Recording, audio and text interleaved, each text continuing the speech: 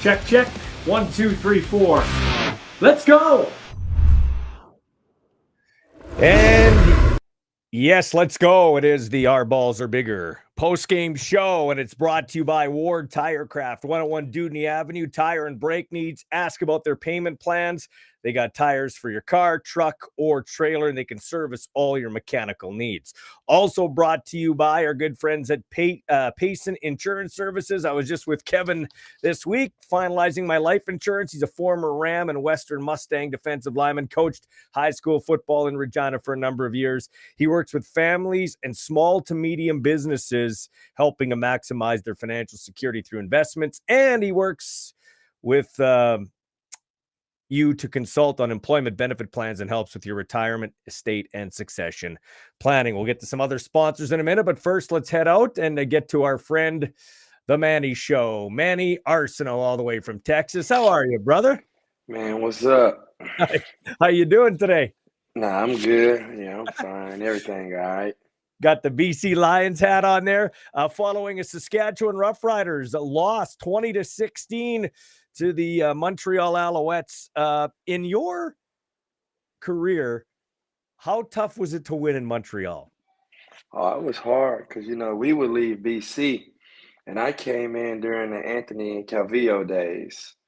So it wasn't an easy place to come in because you got to think that defense back then had Chip Cox, Billy Parker, Estelle, Heffney finished out that way. Kyrie's A-Bear, the Angry Bird, it had a ton of guys out there. So it was just that rich tradition. The Jamel Richardson, the S.J. Greens, they had all type of people. Taylor was the return guy. They had so many weapons, and making that long East Coast trip, then going in there, hoping it was a day game, but playing at night, man, it's just different. Like, it's just one of those places like Calgary, man. It just has that football feel to where if you don't go out there and jump out on them, it can get ugly real fast, or the game can be close. But nah, it's just not no easy spot. And I don't care how bad the Montreal team can be, it's always tough to go there and play. Yeah. So the Rough Riders had a 16-3 lead. They're playing on a short week. Montreal's coming off the bye. Of course, they don't have their starting quarterback. Excuses, who cares in the world of professional football? It's like wins or losses. Do you think the Riders ran out of gas, though, at the end? It seemed like the wheels fell off the wagon in the second half, and more so in that third quarter. I think they just didn't finish. They still had an opportunity to go down and win the game. But, with Thorpe and his defense, man, he's a pressure guy. You should have known it was going to come. Got to get home. You got to have balls batted down, throwing off the QB timing. But Sask had every opportunity to still go down and win a game. That was just, a 4-point lead? You just got to convert, man. First downs lead to touchdowns. But they just wasn't able to occupy because they still had the ball in their hands at the end of the game to give them opportunity to go win. But it's like a game of inches. That batted ball, step out of bounds. It's just be those games, man, finding ways. Defense was able to get them off the field. But both teams, I think, really played to the last play. Ultimately, you're right. You got to find a way to win at the end. Talk to me about a guy who usually is a professional, a pro's pro, because he's a great teammate. He knows all the positions in the receiving core. He's not a flashy guy. I'm talking about Mitch Picton, but he made an uncharacteristic mistake on the sidelines there where he got an illegal participation penalty. Just talk about being a receiver on the sidelines, knowing your surroundings, knowing that type of situation there. Everything, you can always do the right things right. A whole lot can go on, but some things just kind of take place and happen. Do you want that moment back? Yes. But just in the heat of the moment, you're just not aware. And you figure, man, what's the chances this would happen? Because looking, you'll say, man, I never do that, man. How a receiver or anybody, you know what I'm saying? You don't know how to stay in bounds. But I guess, man, so much happened. And, when you're to that field side or the boundary, standing on the sideline, you figure that you're good. But that's why you always give yourself 2 yards of space I don't care who you are. Never step on the ticks because that's Yeah. what happened. But that's one of those moments he wish he can get it back. It was like I say, a game of inches, but it's just knowing where you are, where you at. You take that drop step, you don't have any space because you're already near the solid white lines, but never get on the ticks. Okay. Now when you're watching a guy like Reggie White Sr. there, he's coming off a big leg injury that kept him out Yeah. last year. He had 2 touchdowns in the other game, and he had 2 touchdowns here when the backup quarterback or the backup quarterback Alexander comes in. But just talk about a guy coming back from injury and what that feels like, and getting in a rhythm once again, and the momentum, because momentum's a funny thing. It can go one way, it can go the other way. Yeah, it's always good, man. I root for guys coming off injuries because you had that underdog or that comeback story. But it's just always good to get you back in the groove because once you get injured, this is a what have you done for me lately. So people quick to write you off, or he won't be the same athlete no more. He's lost a step, but it's good to see he's doing what he's doing. And when you do come off an injury, you have those quarterbacks that's not the starter throwing to you, getting the reps back that you have a rhythm with. So when the backup somebody gets in, we did scout team together. You didn't threw to me routes on there as I was waiting to recover because your starters are busy. But yeah, I'm always a fan of guys, man, that's able to overcome adversity and keep the CFL game exciting and looking to be that next star. So that's what the league need. That's what makes it exciting because it's always who's next. Yeah. So yeah, it's good to have them back out there. Hi to A. Curtis and Radar, who have joined us. Also, a Jerry Cernick, who says our O-line couldn't give Shea a second and our defense was tired. I thought the Riders' offensive line at times did play. I thought they didn't play a bad game. Let's talk a bit about Frankie Hickson. He's been chomping at the bit to get, back into the lineup for the Rough Riders with A.J. Ouellette. He gets in and he runs for over 100 yards. It's going to be tough to keep Frankie Hickson out of the lineup, but that's the nature of pro football, right, Manny? When the opportunity knocks, you have to answer. Yeah, exactly. They just gonna have to go 2 back, find a way to keep him on the roster. Yeah. Yeah, but nah, I think they can still stay 5 hard, just rotate reps. But like I say, man, you get a guy like AJ in free agency, you got to play that guy. So that's just one of those things where, politics are what they are, but just knowing that you have a nice combination of a 1-2 back is a great problem to have for reasons like this. But Hicks got to look at this. It's opening up him opportunities for somewhere else that might need them a starting back or a downhill back that can hit the hole. You never know. But when your number dialed, you better go out there and make plays. So now AJ, he can take his time and get healthy, but that'd be the one. Nah, I don't need him getting too many more snaps. So yeah, that just sped up whatever injury he dealing with. Yeah. You know what? It'll be gone tomorrow. Yeah. Talk about that, because that's the competitive nature of professional football. You got a guy here chomping at the bit. When he gets a chance, he's going to play like his hair is on fire. AJ Ouellette, I assume, is back in the campground here in Regina where he lives. He's in his camper watching or listening to the game. And you're right. He's probably saying, okay, my hip's good. I can go back in. Oh, 100%, man. That's why you always like when your backup not that good or not ready. I should say not ready, because now the team hurrying you up to get back. We need you. But when they got somebody that can replace you and that person comes a little cheaper, boy, now you give them options.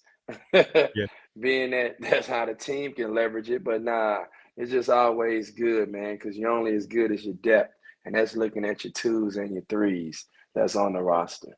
Yeah, you mentioned something, and fans have been calling for it. I know one of our regular viewers, Jason Victor's been calling for it. He likes Hickson. They have to maybe find a way to get the thunder and lightning kind of 1-2 punch in that backfield, I think. Yeah, you can do it. It's possible. So, you know what? I think it can work, man. Because who we had? I remember at one time we had Jeremiah Johnson, Chris Rainey, a different back, but we was able to, Wally always gonna find a way to make things work. But you can go with 2 good old backs. You just got to make sure one plays special teams and do something else to where he's just not sitting where we have 2 starting running backs that only do running backs and nothing else. So that be the thing. So usually be good when one of them a returner. Now you got your every downhill back that's a starter, but both are on the roster. without taking up the space. Yeah. Yes, the show is live. People are asking, is this show live? I think it's taped. How could it be taped? We're talking about a game that just was played. Riders 20-16 losing to the Montreal Alouettes. Crazy. You know what's interesting about this league too? You're seeing it more in the NFL, Manny, but your back's got to be able to catch the ball out of the backfield. AJ Ouellette's a better receiver than I remember him being, but Hickson got the ball in space. And another guy that's really developing into a good football player, running back, is Walter Fletcher. He's sure a weapon out of the backfield for the Alouettes. Oh yeah, very versatile back. I was in Edmonton with him, matter of fact, in 2022, I want to say. We Yeah. had him, Najee, different people, man, but he's making a name for himself. He's going to be one of these featured backs, so he might as well get ready for a lot of the CFL spotlights, and more of the interviews going to come, but it's good to find a home, man, when adversity hit and you just find a way to respond. And I think that he's been great by that, being able to beat you out the backfield, being able to beat you in space when getting matched up on linebackers. Mm-hmm. And you know what? He's dangerous. So I like it, man, showing the versatility in his game. Once again, another guy putting it on tape, putting it on film. Hey, next man up. These guys playing for that good old payday. And that's what it's about. Somebody going to keep setting the market. Hey, why not wait, make plays, so when it's your turn, you get your little piece of the cake. Hey, see, Kyle says, hey, Ballsy, great show. Could you ask Manny a question for me? Could you ask him exactly where he gets all his ideas from? So I'll ask it this way. Have you always been a deep thinker? Like you think more than just football? Have you always been a deep thinker? Yeah. I'm always a thinker, man. I've always been a person that respond, don't react, but you got to be able to think. And that's just kind of how I am, man. I like to think things out. And try to see it from more than my point of view and different angles of just how people might take it or just how things might come out. But I've always been a thinker and just want to see good in situations. And a lot of times, being a professional athlete, you got to always monitor what it is you're putting out there, because once you hit send, it ain't no taking it back. And when you're able to speak, you got to be mindful of the things that you're saying, so there's no having to backtrack, backpedal, or do anything that can ruin your character or your brand. So it's just being respectful, mindful, man, and just using this platform to make it bigger than just a game of football. We're going to get more into Manny's mind. We'll talk more about this game. The Riders losing their second of the season to the Montreal Alouettes, this time 20-16, but first time for a sponsor break.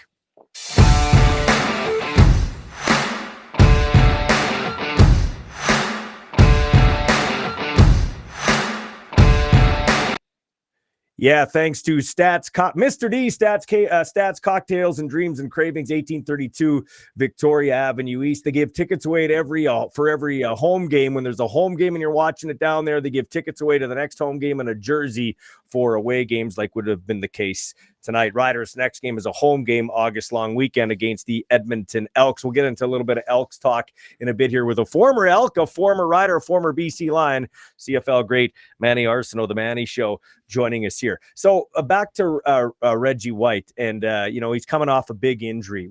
It's one thing to recover physically, Manny. What's it like mentally to know, okay, I'm okay? Like, do you want that first hit early? Do you want that first ball early? Like, to get over the mental side of it? Yeah, and that happens in your day-to-day preparation, man. Once you release to do lateral movements, decels, and all that, your mental part hits you doing your first part of your surgeries. If you're non-weight bearing, if you're just trying to bend your leg, that's the hardest part, the first 2 to 3 months, I would say.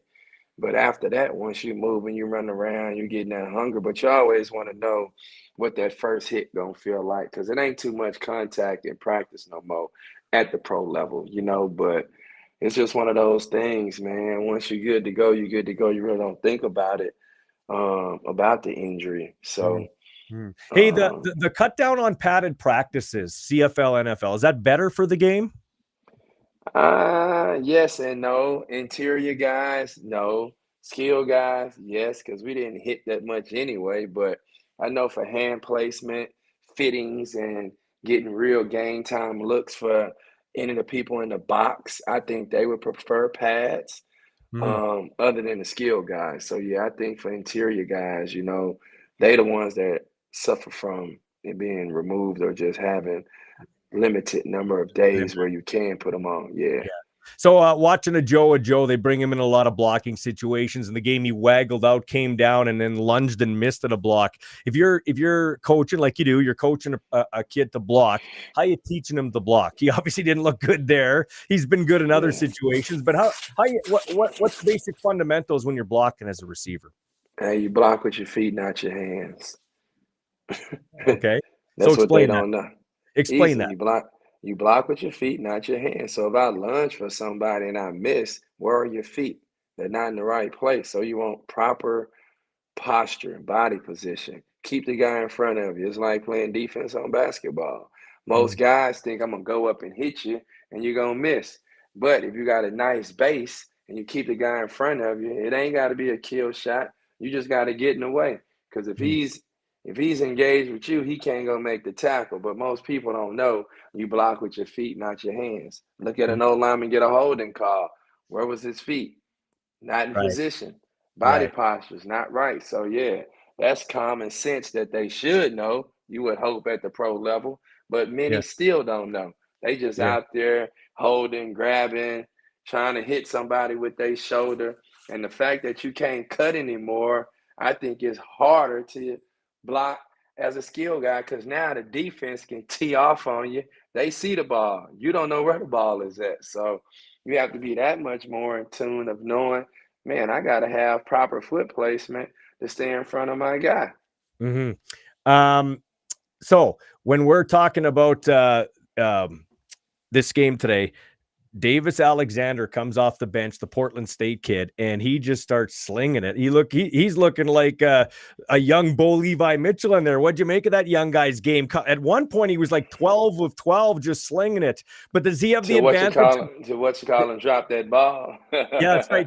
Yeah, Phil Pot or whatever.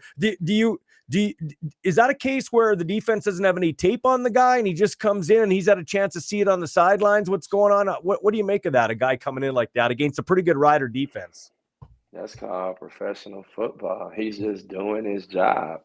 Like nobody know nothing of him because he could have came in and sucked. So when you do what's asked and do your job, that's the reward. Like it's pro ball. It ain't high school or some elementary team. You're a pro. You got your opportunity. Go out and play. And if you suck, you got horrible GMs and people in your player personnel department that can't find a pro that can play football. So that's my whole thing. It's pro football. It's not some little bushwhack league. If you get the tap on the shoulder, you better go out there and perform. Or the people bringing in these players, they're the ones that need to get cut because they're not doing a great job. Yeah. I thought the Riders, I was a little concerned last game when they had two rookie tackles, but I have to say I've been pretty impressed with Trevor Reed at the left side and this new Jacob Brammer kid. He's like 6'4", 300-pounder, right tackle. I thought he was bulldozing guys. Him and Furlan did a great job on the right side of that offensive line. So it looked like his feet, as you like to say, were in the right place most of the time tonight. I thought he was doing a great job. Yeah, reps build confidence. The more you out there getting live reps, the better you're going to be. So that's the thing, man, getting live reps.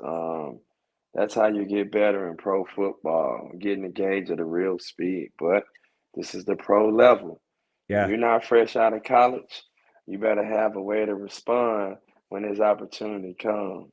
Yeah. So you never really had this problem, but I would imagine there were a few Americans that needed some explaining to do. Back to the roster, right? Like you got to balance the Canadians with the Americans, and I like it because I'm an advocate of Canadians in the Canadian Football League. But for instance, we're trying to find now. Okay, can we have Ouellette and Hickson, two Americans on the roster at once? How do we maybe have to take out an American D lineman and put a Canadian in there? Where there's some Americans that are like, well, but I think I'm better than that guy. How come I'm not playing? Because he's a Canadian, like the ratio. Dude, did you have to explain it to some teammates back in the day? Yeah, you still got to explain that today. So that's something that's going to always stick around, man. American, Canadian. That's just how it is. Practice squad, territorial, all them different things that come to it. Hey, man, this guy in junior football, but he could come practice with the team. How do you do that? Or a guy get cut in camp, go back to school. Like, it's a whole bunch of stuff that goes into it. But see, that's why I don't care about all that. I'm here to play some football, Mhm. and I let my Canadians that know about the ratio and my veteran guys worry about it. But most guys up there wanting to play, so it's like Does they it really does it don't. does it add to any divisiveness in the locker room where guys are, Not no more. Back in the day, it did, but now it's different. You know, the Canadian talent isn't. It was bad back in the day. It was a huge difference. You knew Mhm. that. Okay, man. If we got a skill guy, he's gonna be average. If I got this interior guy, you know what? He's slow and can't move. But now it's like guys going to American universities. They training in off seasons. They getting exposed because you got the resource at the palm of your hand, your iPhone, a tablet to see what's going on in the world. So Yeah. people training Yeah. stateside everywhere, working a craft. So I think the gap is being bridged. The drop off isn't as bad as it was. So if you can play, you can play. And most guys, you don't know they Canadian till you look at their passport. Yeah, no, and that's a good point. And the way things are going, more Canadians playing NCAA, our Canadians here in Canada are getting better playing in U Sports. So you make a very good point. I got a few more questions for Manny when we come back, but first, another sponsor break.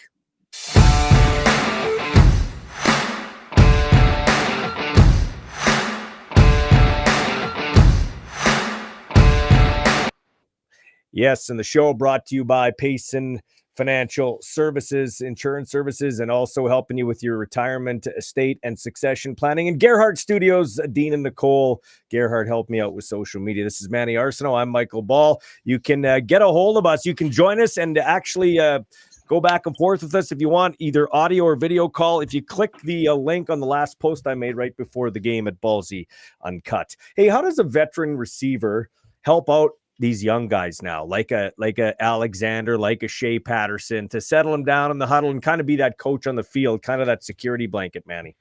Make your play when your number is called. That's what you do. You make everybody make that guy job much easier by doing what's asked. That's how you help quarterbacks, rookies, veterans, whoever. You help them out by doing your job. That's what you do. You start trying to do extra stuff or you ain't getting your job done, you make it hard on everybody. They probably barely can make reads anyway. They out there pure talent. Hey, first read gone, tuck it and run. But I think if you can go out there, make plays, man, and just make sure you playing sound football, that's how you help out quarterbacks, rookie or veterans. I think that's what we're seeing with Shea Patterson. He looks like he's doing a great job of doing more than just one read and run, and he's looking through his progressions. At least that's what I'm kind of seeing from his first action to now. Yeah, you start to getting reps, man. You know, those real reps. When you playing behind a guy like a Cody or a Trevor, you're not getting probably real reps in practice. You get a couple, but you don't even expect to play that many snaps when you're behind those guys. I Mhm. sit behind a Grey Cup champion. What's the chances of me playing? That's how you thinking, but I'm gonna still prepare. But stay ready so you don't have to get ready. Yeah, and I guess this would be good for the league. Some people think, oh, we had a battle to start, two backup quarterbacks, and then it ended up being Montreal's third stringer against Saskatchewan's second stringer. And at the end of the day, you aren't going to develop these guys unless they get game reps. So this is actually Right. probably a blessing in disguise for the league. It actually is because now you're seeing what guys can do, man. And that's one thing. If your QB play is bad, the CFL is bad. It's just crazy how CFL is tied to exciting quarterback play. Yeah, it is. And we do have some older quarterbacks, but like you said, these younger quarterbacks coming are starting to make their mark. What do you make of Tyson Philpott, the young Canadian receiver with Montreal? He had that drop on the sidelines. Guy was tugging at his uniform. And if he still makes that catch, he scores a touchdown. But just your thoughts on Tyson Philpott. Nah, baller, man. You got to think he was doing punt pass kicks when I was in BC. Yeah. But nah, man, you know, them guys gonna be great for the CFL, the brand, what they doing, and more importantly, man, they giving this whole new wave of Canadian talent hope. You know what I'm saying? Mhm. To be Canadian, to play in Canadian universities, to make it to the CFL, to probably be the next guy up that's a big name. That's what it's about. You turn on the film, man. All you see is a football player. You don't care what color their passport is, and I think that's what's good for both of the brothers. You know, it's interesting when we talk about defensive backs not making a play or getting beaten. You talk about having a short memory. Talk about that from a receiver's aspect. We saw Samuel Emilus drop a crossing route, but they went They right back came to it. back, make the next one. Yeah, That's that's right. how it be. You know what Yeah. I'm saying? It be like that. Real, you pride yourself on catching the football, but you just so happen miss one. You better shake back. So Yeah, that's absolutely. being a pro. Yeah. Before I let you go, let's talk about some of the games coming up here. The Ottawa Red Blacks are 4-2, and they're in the mix in the East against Calgary, who look pretty good beating the BC Lions. This is an interesting game coming up tomorrow. Calgary trying to, they can gain a game on the Saskatchewan Roughriders if they can come up with a big win in Ottawa tomorrow. Yeah, I think Dave gonna put something together, man. But I think that game can go either way. But Calgary showed me something on film last week with Barnes. They threw him a little bubble screen, and that boy took that thing the distance. How them receivers blocking on the perimeter. They Yeah. got some gritty receivers out there that like to block, man, to extend plays. So I think when you got a group like that that's willing to do that, if you leave Calgary in the game, they will beat you. And Yeah. that's the thing about it. But Ottawa playing with some confidence, coming off a back-to-back or beating Edmonton. So for them, they probably thinking like, hey, you know what? We got a taste. We want more. But I think if Calgary roll in there, the same team that just beat the BC Lions football team, I think everything can work in their favor. They D coordinator was calling a good game. Defense was able to get home, disrupt the QB play with VA a little bit.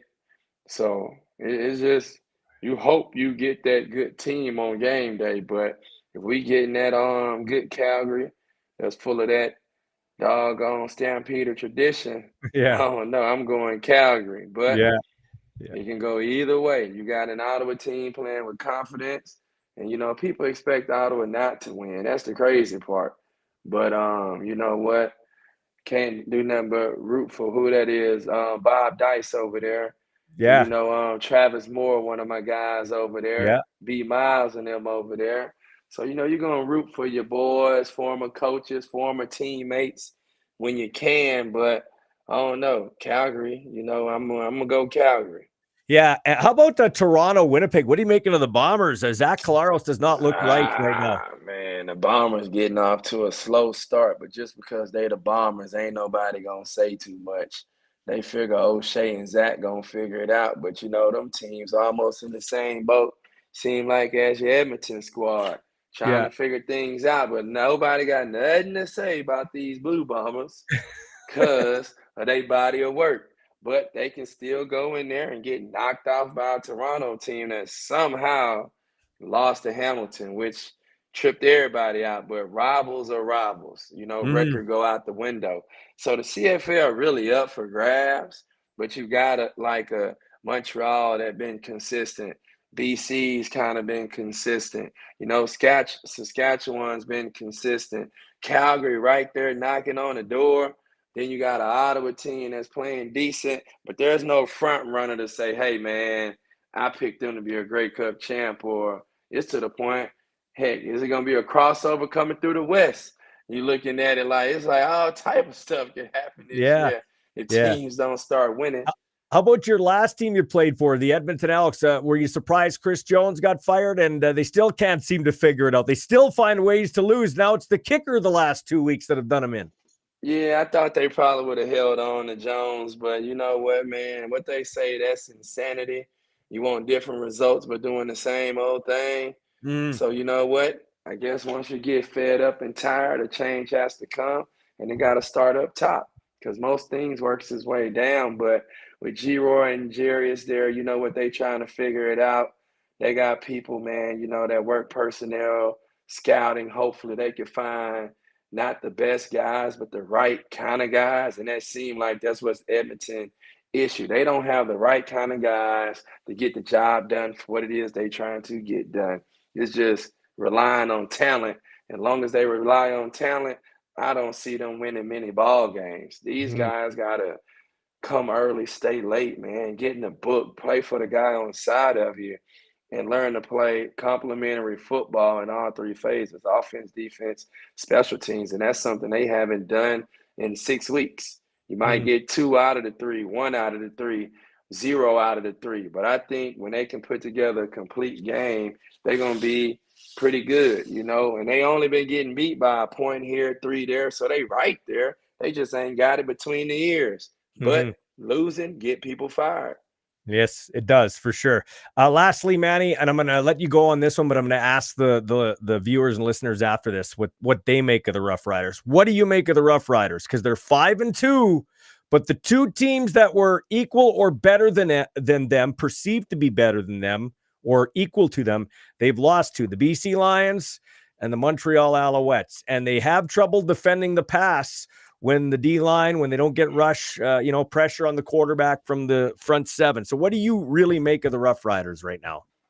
Man, they did a great job bringing Mace and company in, and they're going to give these Rough Rider fans what it is they wanted to see. It's still early, but Saskatchewan is a threat. They playing good football.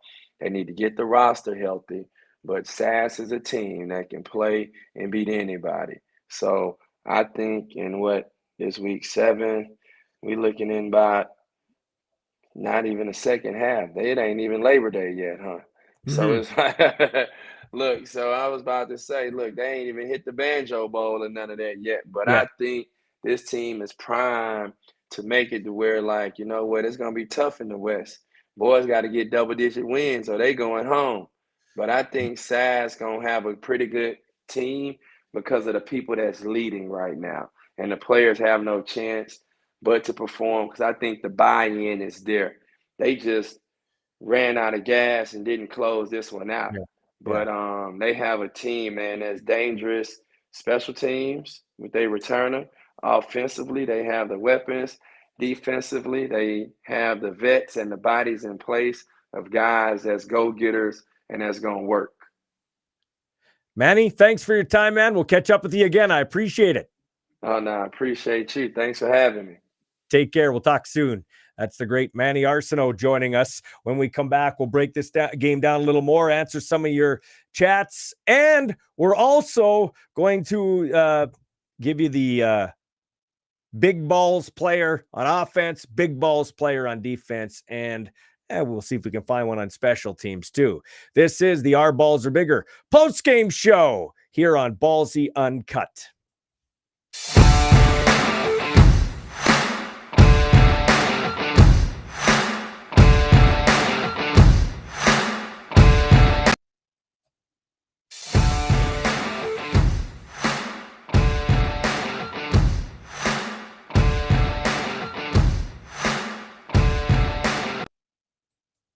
And we want to thank our sponsors at District Brewing, Super Squeeze Seltzer, Mango Lime, and this one right here, the Passion Fruit Lime in the liquor stores in Saskatchewan.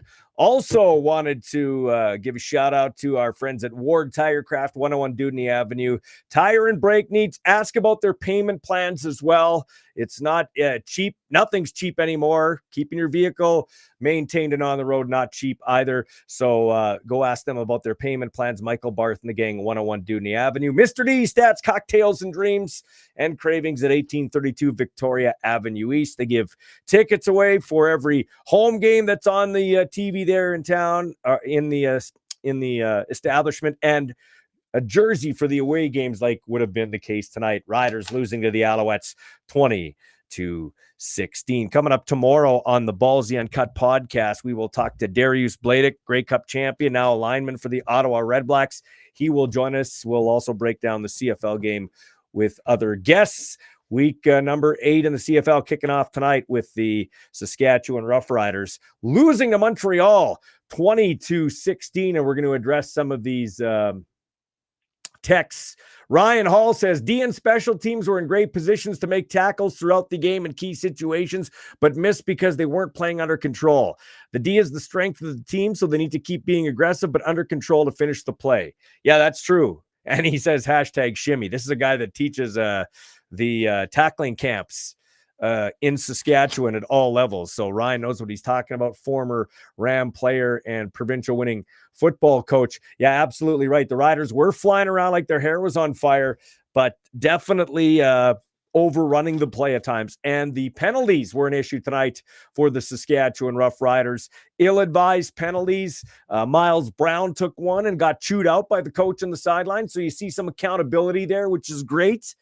From Corey Mace being a leader. Of course, he had benched Dalkey earlier this year for some penalties. I thought there were some so the penalty situations weren't spectacular. There were a couple interesting challenges too. Corey Mace made a dumb challenge on the Walter Fletcher carry where he went down, his knee was down, and then the ground made him fumble. But I don't know who's helping him out, who helps him spot. I have no idea. I'm not totally blaming the coach, but he needs some help. That was a poor challenge. And then early in the game, and okay, so he challenges that, but earlier in the game, or a couple of minutes earlier, and thankfully for the Riders, their defense held and then blocked a field goal. But earlier, Mario Alford gets the ball gets stripped, but it looks like his knee is down. It was close, a lot closer on a challenge there than the Walter Fletcher one, and he doesn't challenge. So I don't know who's helping him, but they got to be tighter off the field in terms of cohesiveness of the coaching staff and upstairs, when to challenge, when not to challenge, because that's like gold, holding on to those challenge flags. Because you saw later, both coaches didn't have a chance to challenge. Jason Moss made a stupid challenge earlier in the game as well when he had no chance. The Riders almost blocked two punts. Nick Daly, the Regina kid back on the roster, flies in, hits Zima, the punter, falls into him, and actually Zima punts and then lands on top of him and tries to make it look like he was contacted. And if you're Zima, you come off to your coach, and instead of yelling, "Hey, yeah, challenge," you just have to say, "Coach, don't challenge that. There's no way that's a penalty." I mean, you got to work together. So that's what I'm saying. Coaches need their players to help them, and then they need somebody upstairs helping them as well. I saw a lot of people tweeting too about the horns. Well, people bitching about the horns. Give me a break. I'm going to try to read some of these tweets. Firefighter 95, not one penalty to Montreal in the second half. So Rider fans mad about that. Sanshu says both losses on the road and one on a short week against a team with a bye. I'm frankly shocked that doesn't go into your assessment, Ballsy. I think they got shell-shocked by a third strong quarterback that got hot. Time of possession was lopsided in the second half as a result. 3 total possessions in the second half. Because I had tweeted out, "Hey, Rider fans, what do you think of your team now?" The Riders have beaten the Edmontons and the Hamiltons and Toronto with a backup quarterback that pissed the game away with 5 turnovers, 4 interceptions. The Riders won by 7 points, but they lost to BC and they lost to Montreal. 2 teams that you'd say is, that you would say is right with them in the power rankings. In fact, the power rankings for me this week, coming into the week, I had the Riders at 1, BC at 2, and Montreal at 3. And I don't know. How do you feel about your Riders? Very legit from Sanchu. Like, listen, I don't think the Riders are a terrible team. I think they're right in the mix. They're a top 3 team. I'm just asking you. It's a question I'm asking. All things you mentioned are what 6 to 9 average to mediocre teams say after losing. We might have 7 to that. I have no idea what this person is saying. All the things you mentioned are what 6 to 9 average to mediocre teams say after losing. We might have 7 to that group sooner than we think. Scott Yemen says, short week. Half the starting O is on the 6th game. They'll be fine. I think someone is just sour. Not sure why. No, I'm not sour. So if I'm not totally waving the Rough Rider flag 24/7, I'm sour because I'm not calling the games. Get out of here. This is why I'm doing a show here because I love CFL football, and I'm doing a show here because I can call it like I see it. Does a sour guy pick the Riders first in the power rankings? Does a sour guy pick the Riders to win this game? I picked the Riders to win this game. So no, Scott, you're dismissed. I am not sour. Ballsy, you seem bitter. This is an entertaining team, and you know it. There's a lot of parity in this league this year, which is making for fun football. Stop with the negativity. My brain's gonna hurt, Rona. Okay, so the Riders are great. They're the greatest team in the world. Yeah, they're the greatest team. Listen, they took stupid penalties.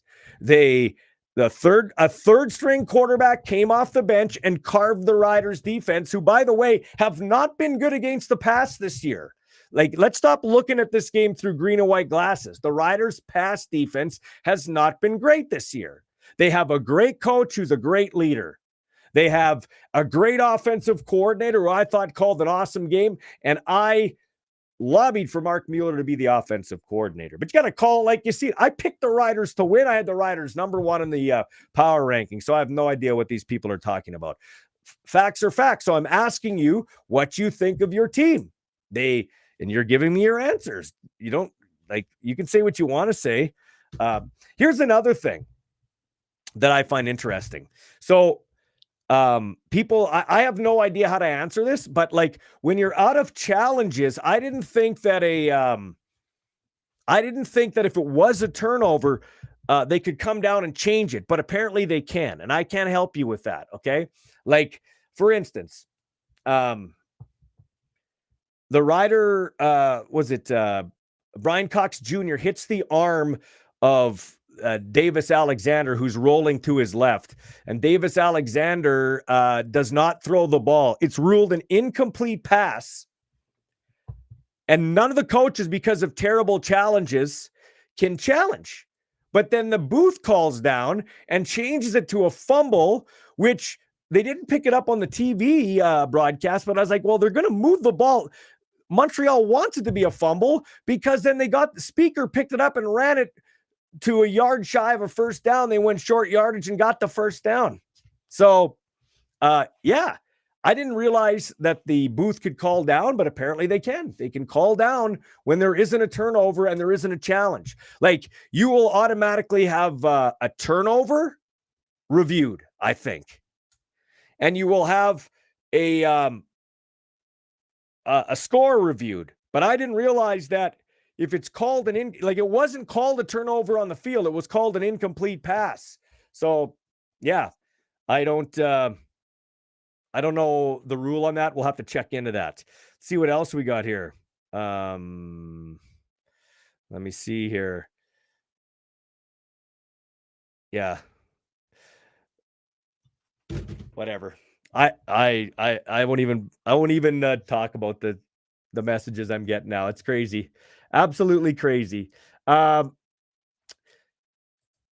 going to get to the our balls are bigger players of the game. Who showed big balls in the game? Offense and defense. I'll get one for each team. We'll do that in a minute. This is Our Balls Are Bigger post-game show on Ballsy Uncut.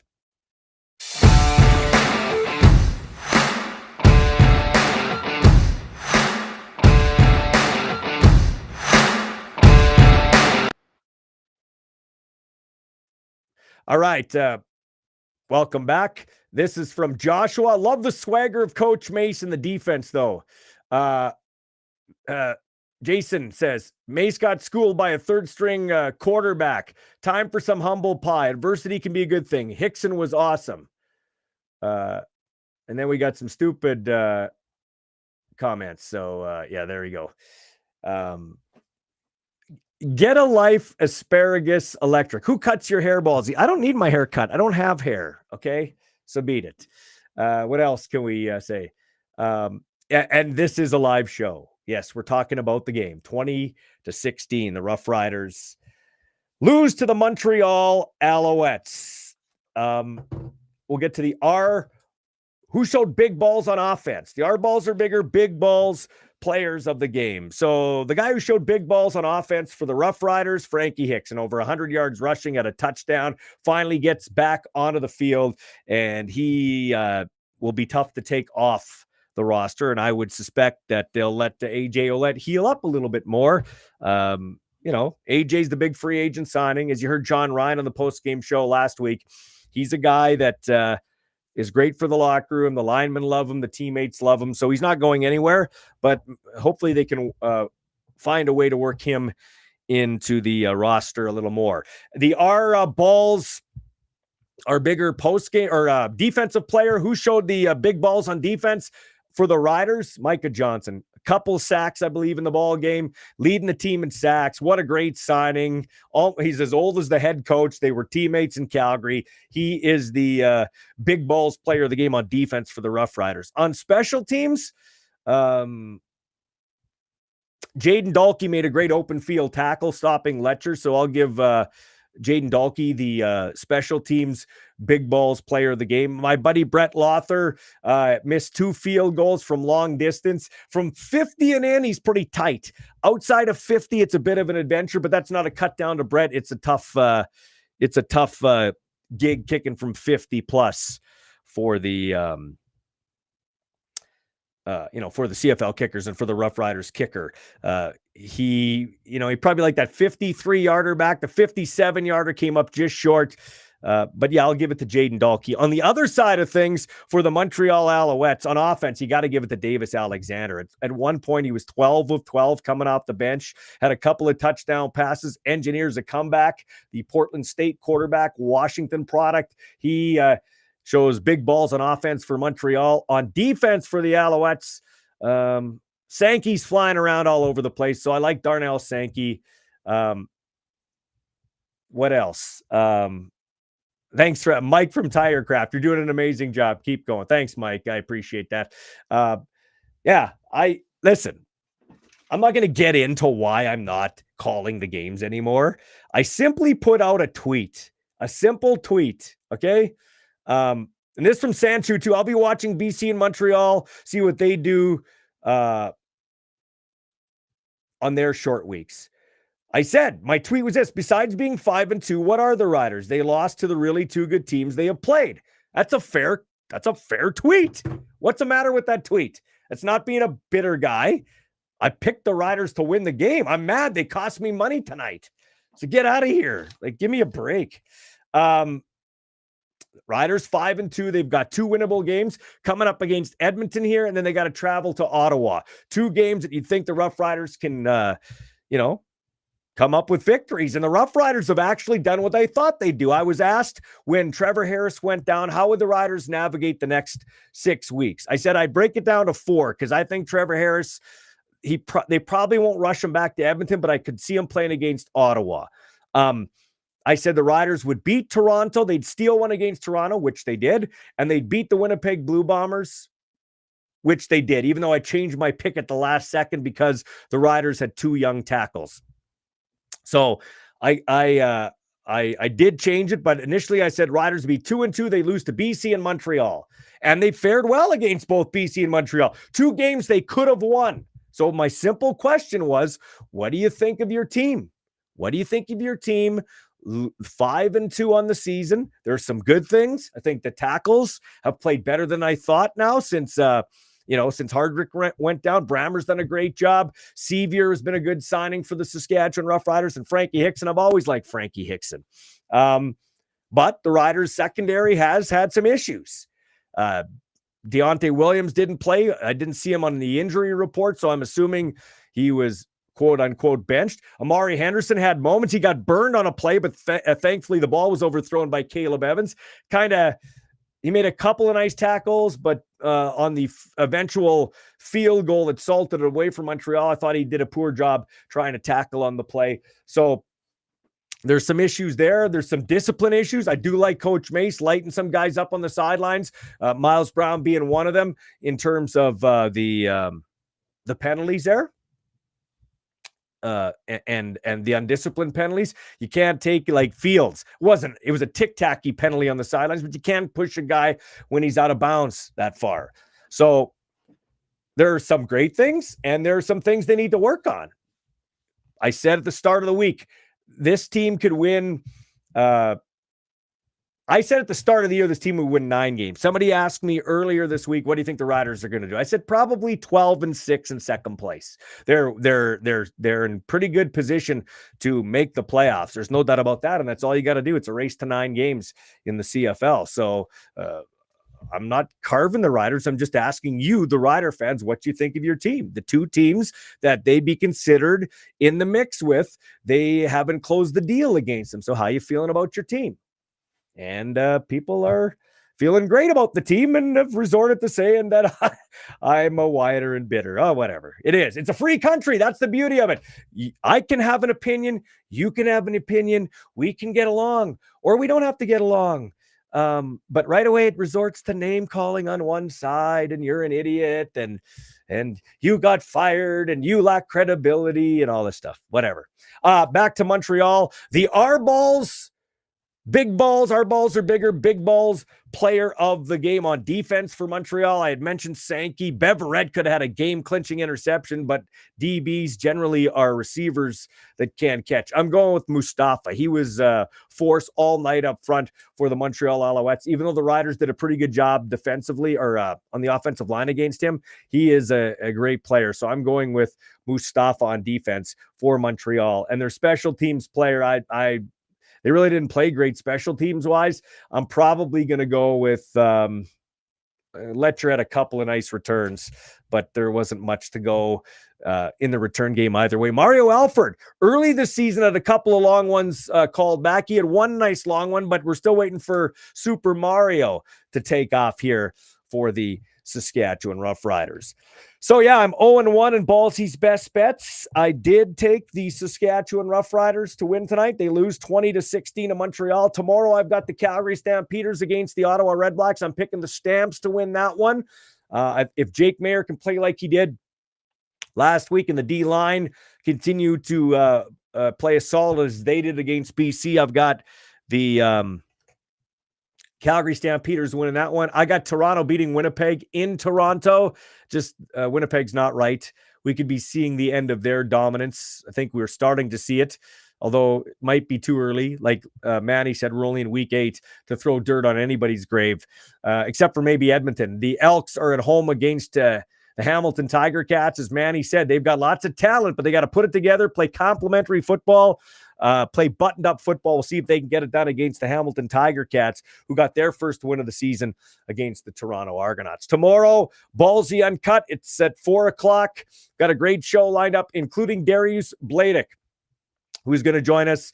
Darius, a former Rider offensive lineman, won a Grey Cup with Toronto in Saskatchewan in 2022, and now protecting Drew Brown with the Ottawa Redblacks. We'll talk to him. We'll also talk to Scott McCauley, coach of the Regina Thunder. We got some NFL fantasy for you with Andy McNamara, McNamara's Muss, and taking cuts with Caleb Joseph, the former Major League catcher with the Blue Jays and the Baltimore Orioles, who's a Blue Jays analyst now on Rogers Sportsnet. Thanks to my sponsors, Mr. D Stats, Cocktails and Dreams and Cravings, 1832 Victoria Avenue East, Ward Tirecraft, 101 Dudney Avenue, District Brewing, and the Super Squeeze Seltzers, Peyton Insurance Services, and my buddy Paul Waldo over at Royal LePage in Regina, the 3-time Grey Cup champ, coach of the U of S Huskies at Royal LePage. This guy is one of the best in the business in the real estate game. If you want to get in the real estate game, give Paul Waldo a call at 306-502-5355. That's going to do it for my time, and I will talk to you tomorrow at 4, right here where you're watching this, and we'll break down this game some more.